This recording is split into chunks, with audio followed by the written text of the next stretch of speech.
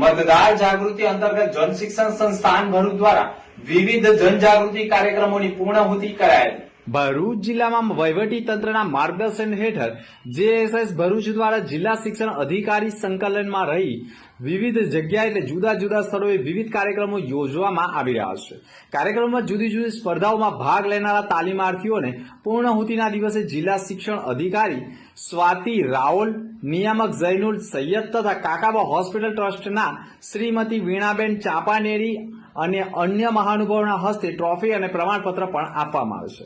સ્વાગત પ્રવચન કરતા ઝૈનુલ સૈયદે આ 9 દિવસ દરમિયાન યોજાયેલા કાર્યક્રમની વિગતો રજૂ કરી હતી, જ્યારે શિક્ષણ નિરીક્ષક દિવ્યેશ પરમાર આગામી લોકસભાની ચૂંટણી અનુસંધાને સ્વીપ કાર્યક્રમ તથા તેના અગત્યના વિશેષ માહિતી પૂરી પાડવામાં આવી હતી અને જનજાગૃતિ ફેલાવી રહ્યા છે।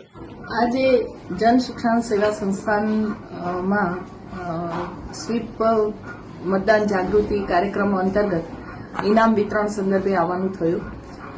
જન શિક્ષણ સંસ્થાન દ્વારા ખૂબ સરસ કાર્યક્રમો, રંગોળી સ્પર્ધા, નિબંધ સ્પર્ધા, ક્વિઝ, પોસ્ટર મેકિંગ જેવી મતદાન જાગૃતિ માટેની અલગ અલગ સ્પર્ધાઓ યોજવામાં આવી હતી, જેમાં જન શિક્ષણ સંસ્થાનમાં